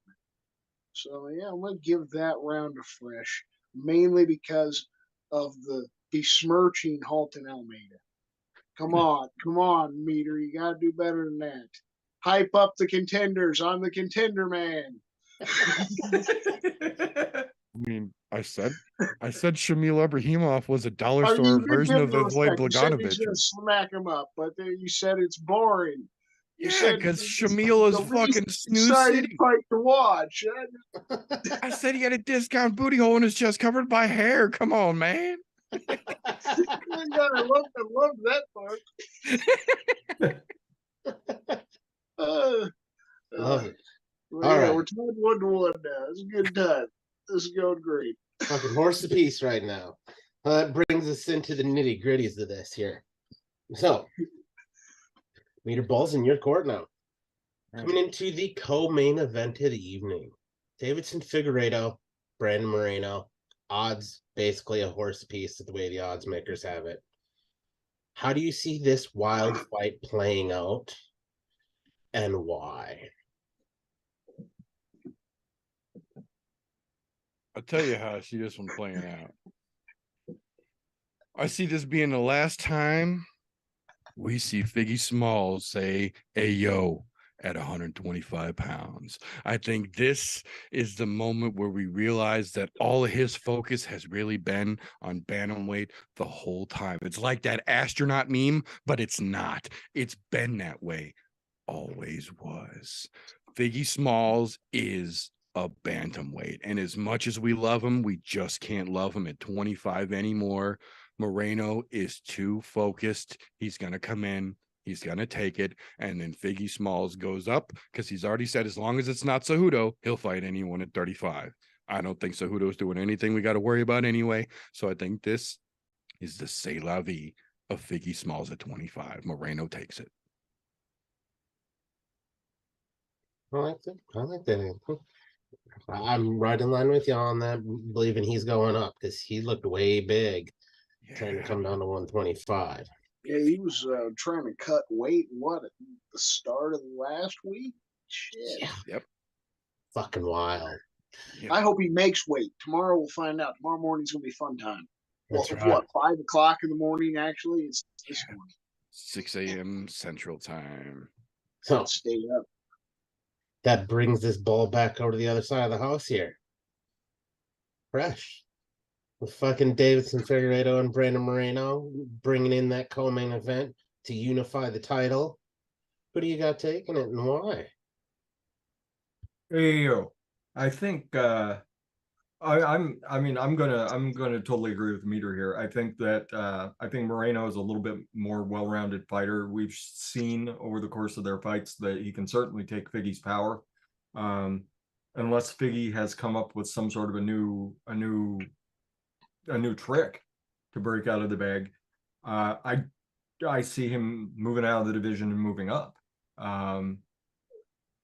And it would take, I mean, quite frankly, at this point, it would take a lot to keep him in that division. Even winning the title, I don't think is enough at this point.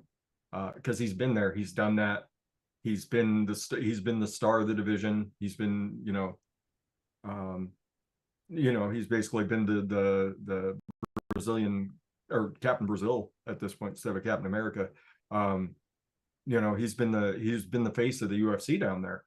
And he doesn't have anything more to prove in this division other than this last fight with Moreno. I know he'd like to go out on top. I think at this point, I think Moreno's a more well-rounded fighter. He's got the durability to keep up.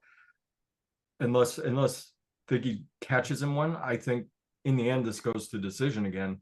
And I think Moreno walks out with it.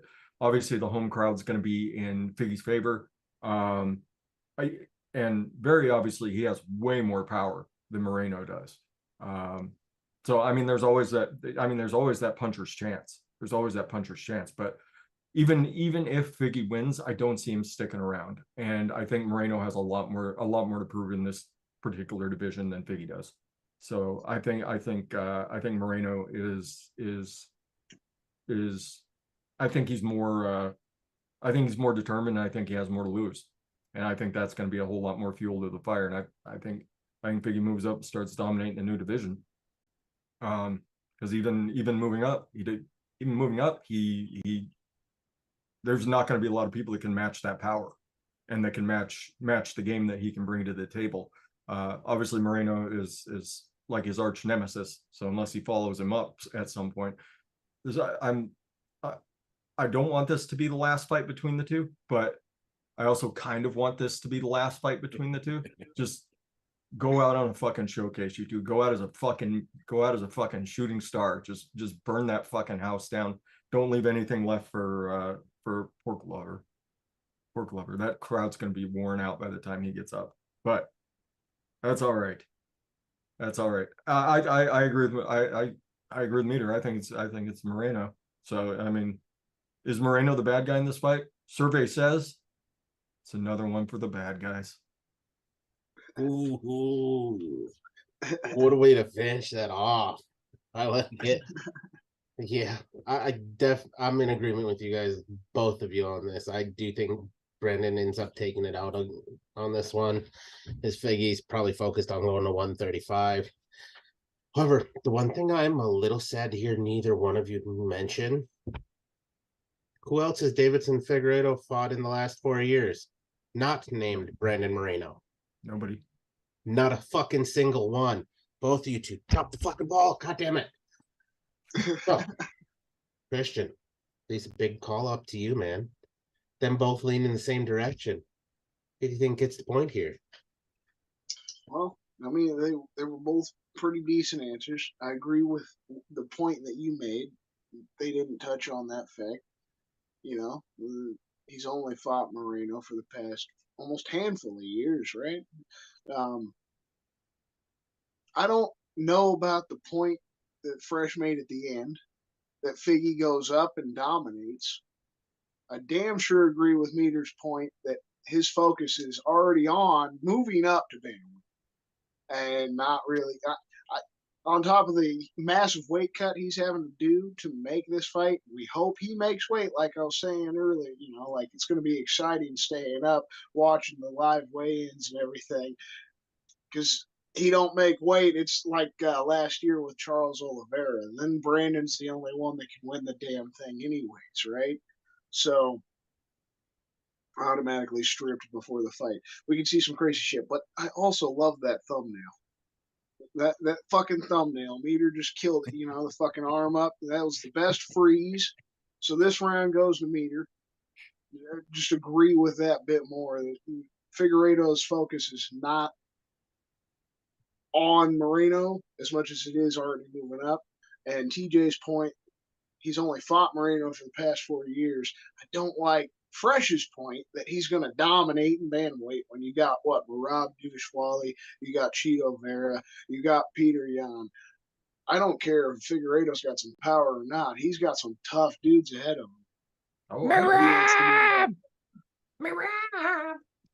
So we're looking 2-1 now. Meters, you know, that might have been a 10-8 round. Oh no, I thought it was a little closer than 10-8 round. This is why we don't like the judging score. No, we're scoring 10-9, but yeah, we don't go by the damn judges' rules. You know, we give you the round. That you get the 1 point. It's a good thing we don't do 10-8 rounds over here. We get fucking wild. No, that brings us into the fucking main event here. Got a Glover Teixeira at age 42 and up and coming a hot streak in Jamal Hill. Fucking for the now vacated heavyweight title. Now that Francis Ngannou's out of the way, Fresh, this one's on to you. Who do you think is the newly crowned heavyweight title holder? Is it going to be Glover regaining the title that he lost? Or light heavyweight, excuse me. Jesus Christ, I'm thinking something completely different. Don't mind me. I'm just sitting there waiting for you to finish, man. It's cool. All right, TJ Peterson, I smell alcohol and cigarettes. Hey, there may be alcohol on board. That's why I put the water. I got to work at 5 o'clock in the morning. But then, so light heavyweight. There we go. Right, we're back on track. There we go. The vacated title that was vacated by Yuri Prochazka. I knew what the fuck I was talking about. Just wrong fucking one. After the fuckery that was the lack of anyone winning the title here recently, we now get Glover getting a chance to get it back, and young Jamal Hill getting his first shot at a title. Who do you see taking it? There you go. This could really go. I see this going one of two ways. Either Jamal Hill gets that early knockout that we all know he's going to be looking for, or Glover takes it down and proceeds to just thrash the rest of the match. Being, quite frankly, he's just such an exceptional wrestler that it's tough. It's tough to bet against that. And he's shown that he has the durability even at a, what is he, 42? Almost 42, right? Yeah, 42. Yeah, even at 42, he's shown exceptional durability. You know, it's tough to catch him with anything. He's been around the game an incredibly long time. He's got the experience. I think this is Glover's match to lose. Like, he'd have to walk into something silly. He'd have to walk into a silly ass shot to lose this particular fight. Jamal Hill's going to get more chances. He's young. He's up and coming. He'll have to bounce back, have a couple matches, and then he'll get another shot at probably whoever holds it after Glover. But right now, it's such a feel good story. He's going to be the second oldest champ ever? Yeah, second oldest champ ever in the UFC. So that'd be, that's a feel good story. He's winning the belt back. And with the showcase he's put on over the last couple of years, he deserves this shot. He deserves it. He deserved it earlier than he's gotten it. So, it's nice to see the UFC doing something. Hello, Kat. It's nice to see the UFC giving someone their due. And quite frankly, he's been due for the last couple of years. So I think all the stars are lining up right now for Glover to take it home, because I think just his experience edge, his durability, and his skills when he takes Jamal down, I just don't see Jamal being able to overcome that, because quite frankly, he hasn't in the past. Oh, being as we're correcting shit here, since I fucked shit up earlier, I was wrong on his age. It's 43. He's 43, not 40. Okay, I thought it was. I had to double check myself There we because I was like, wait a minute, that doesn't sound quite right. Nope, it's 43. But either way, horse beast, whatever. But yeah, I'm definitely agreeing with that. We have not seen a lot of Jamal Hill being on his back or in that kind of situation, and with a guy like Glover, there's a very strong possibility that could happen. So yeah, definitely in agreement with that. Right there on that type of page. Oh, brings us over to the other side there. Meter for this vacated light heavyweight title. Could he see taking it? Glover or in the older guy? Or do you see Jamal coming in heavy as the new young blood, not knowing how to lose? You see him coming to take over the division. Hey, yo. Let's see if you can. I see when he flicks Jamal. it. I got it. There we go.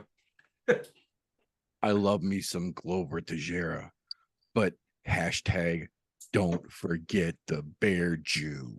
We saw what happened to Jamal Hill the last time he went against a good grappler. Do you think it's a coincidence that he flew Anthony Smith all the way to fucking Michigan to prep for this fight, knowing that they were both also going to fly all the way to Brazil for this fight? No, he's been practicing to patch up all the holes in his game. If it goes to the ground, he knows Glover's a problem. So he brought in the guys that Glover has taken to the ground and caused problems to help him make sure it doesn't go there. I think this is going to be a hell of a fight, but I think this is Jamal Hill leaving Glover Teixeira sad at home and setting up a fucking glorious Anthony Smith title reclamation tour. we allowed a rebuttal?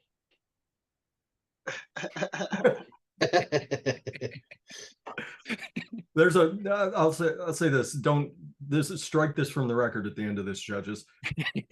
There's a big fucking difference between bringing in the guys that Glover took down and gave problems to, and being taken down and having Glover give you fucking problems. There's a big fucking difference when it comes to that, man.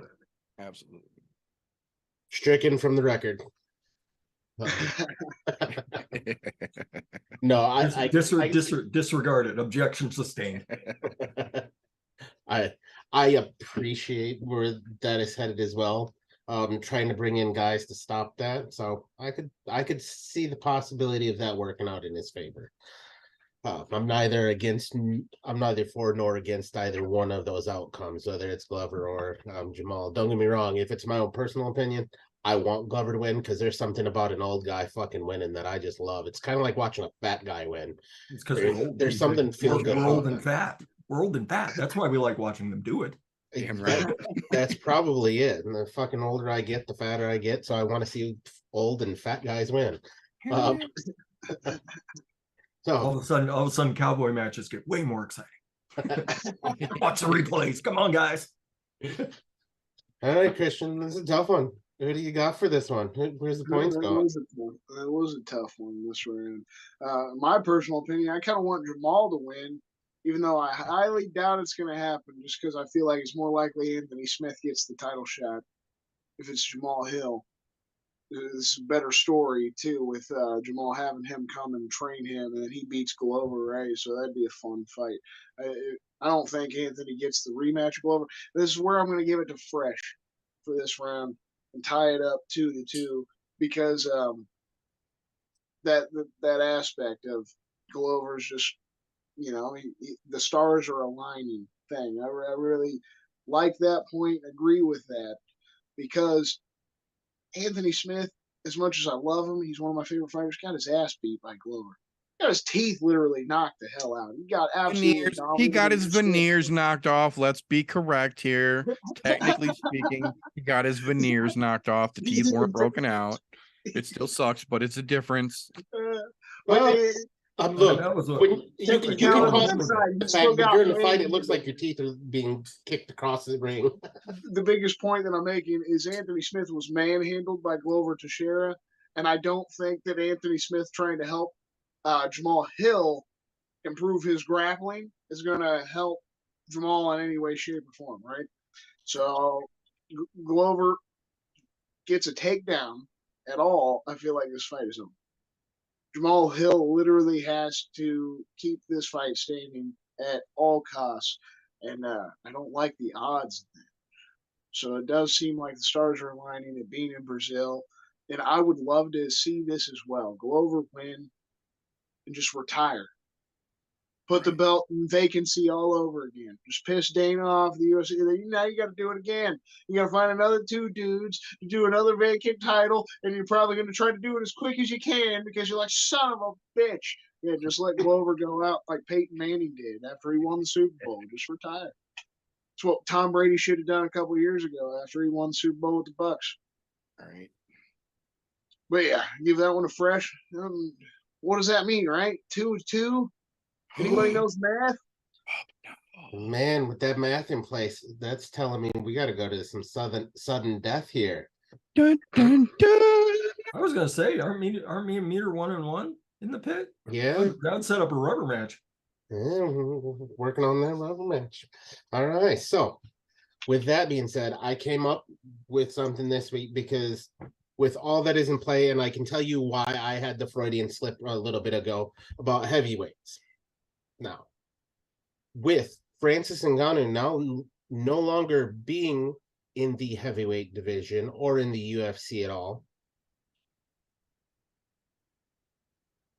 we're going to talk about that for our final question. So, but that's not the question, but just keep that in mind. So, again, Fresh, you get prerogative. Do you want to answer the question first or last? I'll go first this time. All right. So this is the question I have. Francis Ngannou, free agent, no longer associated with the UFC. Okay. what organization or type of fighting organization do you see him with moving forward during this free agency? Where do you think he ends up? Does he end up at one? Does he end up at fucking BKFC? Does he end up at Bellator, PFL? Where do you see him landing as a free agent? Well, I think right now everybody that isn't the UFC right now is backing up a truck full of money to his house and just trying to get him into any sort of a fight. Francis Ngannou is kind of a one of a kind dude. Because it's just he's gonna knock somebody out. That's just how it goes with the Francis Ngannou fight. Just there's so much power even in his slightest movement. It's ridiculous. I think ultimately Bellator is the one who backs up enough money to his house. I think they have probably the connections and the spotlight enough to interest him. It's going to take a lot. It's going to take a lot to interest him in coming back for another fight, though. I think he's got such a sour taste in his mouth right now that he's just like, fuck it.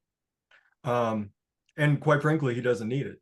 He doesn't need it. He's made his money. He's been, as far as I'm aware, he's been smart with his money from everything I've read about him. Seems like a pretty straight up dude. He doesn't need these fights anymore.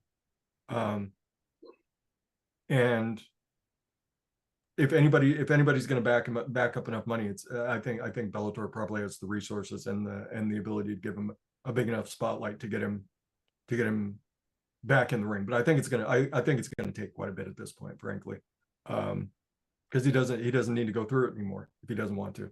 So there you go. Oh, all right. Over to our frozen hollow foil meter. Let's see what he gets. Who do you see picking Francis up? Where do you see him end up falling now that he's a free agent?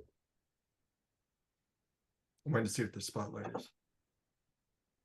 Hey, yo, 3-prong answer. Okay. First prong. He picks up the tweet that was sent out just this afternoon, accepting the offer from Fight Circus for $50,000 to throw some midgets around in June. I would. Can I go to that fight? Fight? Let me do the air quotes for you, Meter. Point number 2.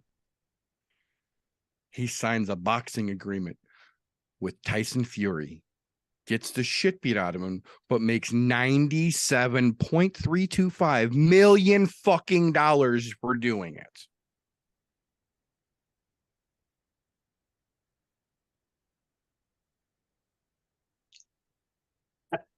Perfect. Point number 1. He signs with ONE FC because he can speak French instead of English and they'll translate it anyway. And he only has to deal with Chatri to cash checks. Boom, baby. The bad guy takes it home. I don't mind either one of those answers. However, boxing one does throw me a little bit because last I checked, somebody else, Fury's already got a fucking fight in the works. That means he's gonna have to sit on the shelf even longer. And I don't know that he's willing to do that. But with the sour taste in his mouth, the fresh talking about, there's a very well good chance he could sit it out long enough and go throw some midgets around in the meantime. Yeah, I mean, I kind of agree with Meter. I mean, why wouldn't you take $50,000 to throw like 6 midgets around a ring and then leave? Oh, no shit. No long-term contract? Just saying, that's been rumbling around in my fucking head all day, and I was like, you know what? We got to go with that for the question tonight because it seems fitting with where everything is currently. Oh, Christian, this is a tough call, man. This is kind of a guessing game. Nobody knows. Nobody really fucking knows. And I watched Francis's YouTube channel when he finally put out his little video on this. He doesn't know where the fuck he's going. What do you think, Christian? Who do you think takes this? Who do you think's closest to possibly being right? And I say possibly being right because we don't fucking know. Well, I mean, obviously he's talked to himself about the boxing route, but like you touched on, TJ, Tyson Fury's looking like he's got other plans, and he'd probably have to sit out and wait for it. I don't think Anthony Joshua or any other top boxer would take him on. Um, he's probably got to take on some simple fights, right, and build a little bit of a pedigree to really box. Be fun. And obviously, his mom wearing the PFL shirt. There's been rumors for weeks. I don't. The PFL's got their little $1 million thing going on with their Grand Prix tournaments they do and stuff like that. But I don't think that there's any athletes or fights that would attract Francis to that. And I don't think money's really the issue. That's kind of why he walked away from the UFC. Bellator to me seems like the most possible if he was going to sign with a MMA promotion, just because like they're partnered with Showtime. They've allowed other fighters to go do boxing and other things like Cross promotion and all that. Yeah. And they kind of need it. The fact that PFL's been gaining some traction, ONE FC, people enjoy it. People just enjoy watching bare knuckle, right? So it's like to solidify yourself right behind the UFC. It's not going to allow you to compete with the UFC if you get Francis Ngannou, but it'll get you the guaranteed number 2 spot. So I do feel like there's more pressure on Bellator than any of the other promotions. They kind of need it if you think about it. They probably need Francis more than Francis needs them, but I also feel like they're more willing to accept some of what Francis wanted the UFC to do, like maybe advocate for the fighters more and maybe provide health insurance, or maybe see Bellator do some things for the MMA community that we've all been asking for years, which would be nice. But these are all hopes and dreams as an MMA fan. This is where, like, Meter's answer was so good and so fun. I would love to see Francis Ngannou throwing around midgets, boxing Tyson Fury, but I would love to see him in Bellator. I feel like this one's a draw. Maybe we do need a rubber match with these guys.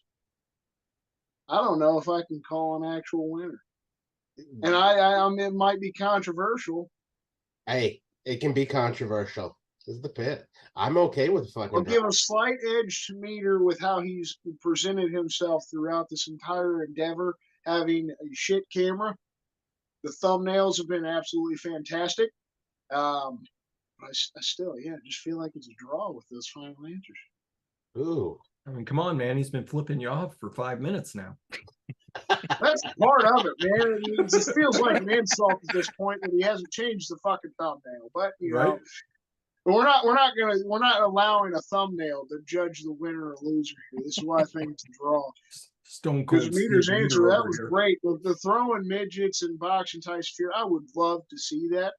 Oh yeah, I'm a huge boxing fan as well. I would love to see Francis, honestly, boxing. He can go box Deontay Wilder. I'm excited for that because Deontay's got that little touch of death. Like if Francis himself, the power. Oh man, that'd be an exciting fight. But I just don't think Francis is technically sound enough at boxing that he's going to be able to beat any of these guys. So he's just making some money.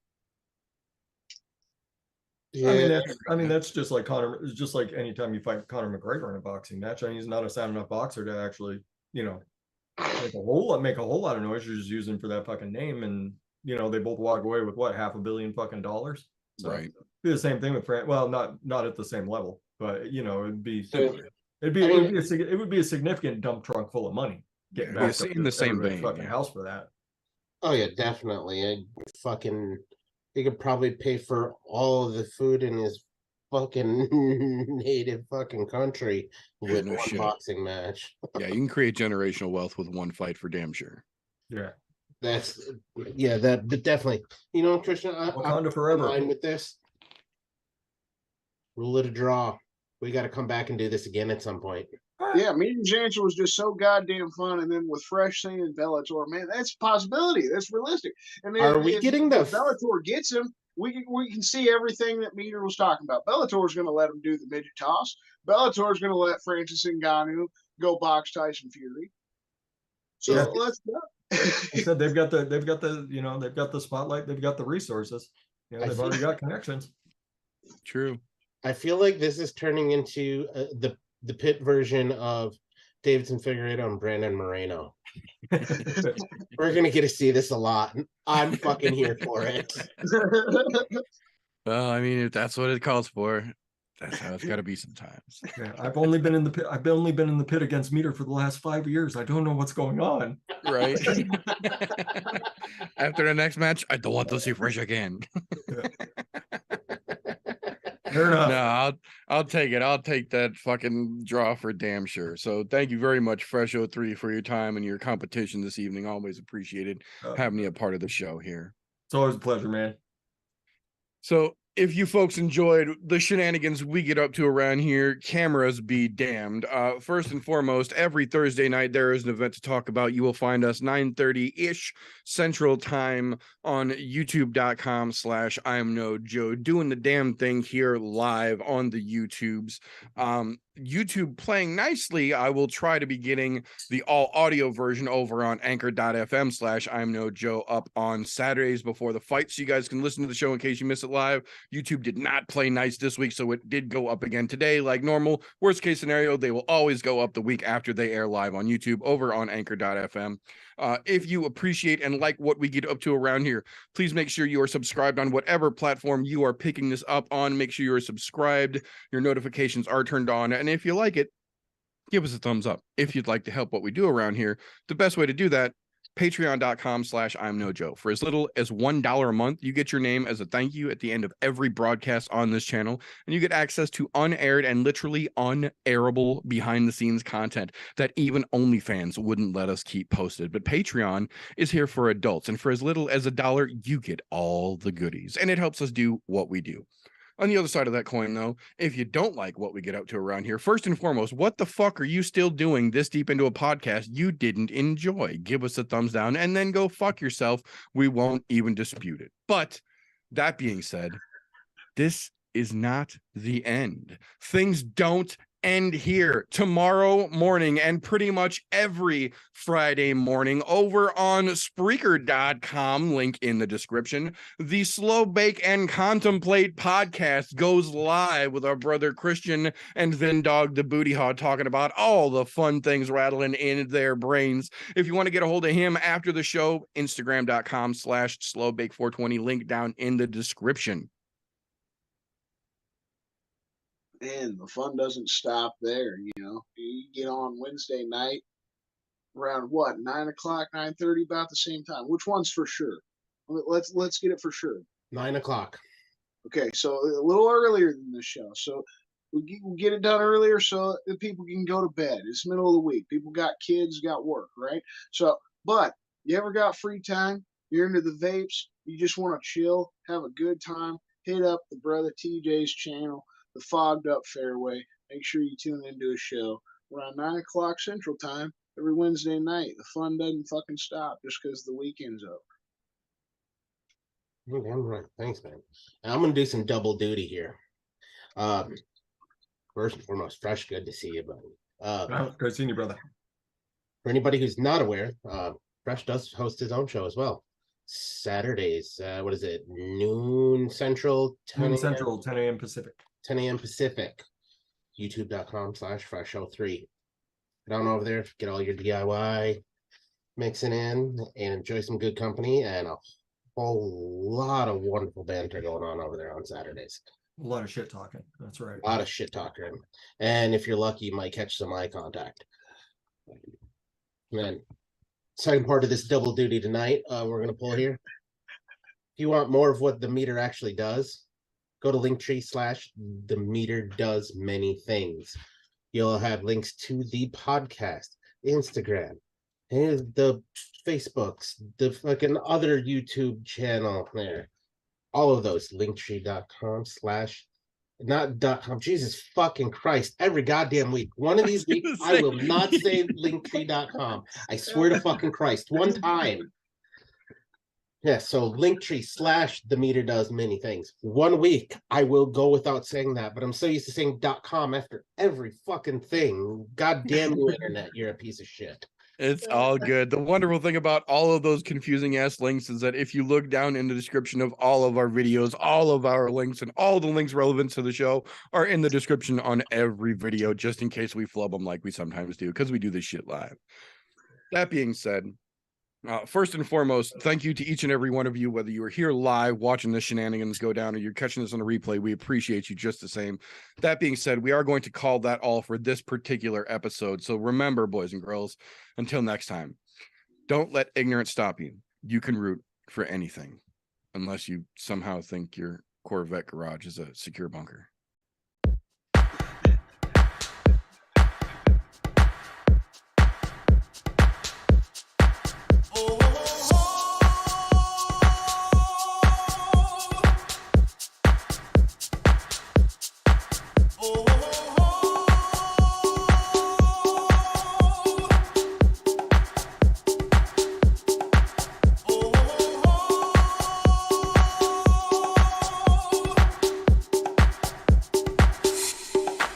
Everybody was kung fu fighting. Those kids were fast as lightning. In fact, it was a little bit frightening. How do I say goodbye to what we had? The good times.